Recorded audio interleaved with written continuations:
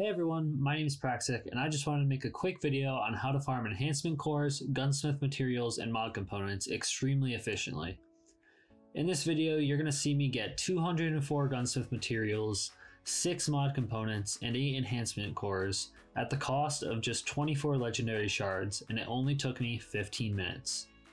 To put that in perspective, if you try to buy 8 enhancement cores from Spider, it will cost you over 100 legendary shards, and that's just for the cores.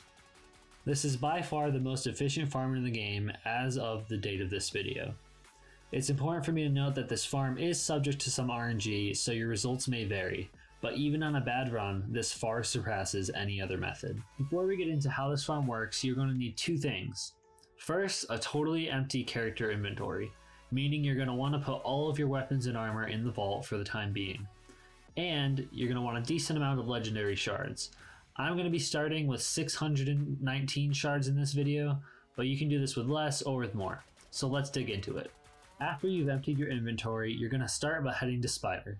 Now this farm only works if Spider is selling simulation seeds for legendary shards. Simulation seeds are the currency for the planet Mercury. If you go to Spider and he's not selling them, I recommend you wait until he is selling them, because this farm is not anywhere as efficient using other materials. So if you go to Spider and he's selling simulation seeds for legendary shards, what you're going to want to do is buy as many of them as you are comfortable buying. Know that whatever amount of shards you spend, you're going to get back about 90% of them using this farm. So don't be afraid of running dry on shards, because you'll get the vast majority of the ones you spend back. I'm not going to lie to you guys, this part of the farm is boring as can be, so you might want to play some music or an audiobook or something in the background to take your mind off of it. All that matters is that you keep spamming your acquire button. For the purposes of this video, I bought 2,000 simulation seeds, which cost you about 400 legendary shards.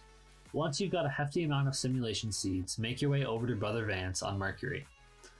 Once you're there, start spending your seeds. Every now and then, you're going to want to stop and delete all of the items you've acquired so far from Vance. I found it beneficial to stop every 500 seeds. This way, it's very unlikely that any of your inventory slots will start to overflow into your postmaster. Deleting this gear is what gives you your gunsmith materials, as well as a chance for mod components and masterwork cores. Every piece of year 1 gear that you delete has a chance of dropping a mod component and anywhere from 1 to 3 masterwork cores. This also starts refilling your legendary shards. Once you've turned in all of your simulation seeds and deleted all of your gear, you might look at your legendary shard count and think that it looks a little lighter than you expected. Now here is why this farm is the best in the game, and it's why you can get over a 90% return rate on your shards. Brother Vance is the only vendor in the game who drops only legendary shaders, meaning all of the shaders you delete from him will give you 1 shard back. So in order for this farm to be effective, you have to delete all of the shaders you get from Vance's packages. After deleting the shaders I got, as well as all the gear that dropped, I was back to 595 shards out of the 619 that I started with, which means I only spent 24 shards in total, making this run a 94% return rate.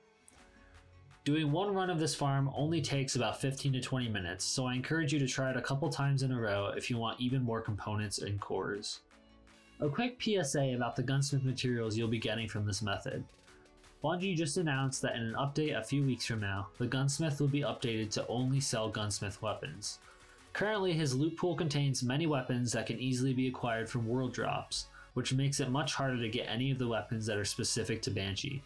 So I recommend that you save all the gunsmith materials you gain from this farm until Banshee is updated, so that you have a much better chance of getting that god-rolled Erentil. I hope this farm helps you guys out and maybe makes your enhancement core situation a little less difficult.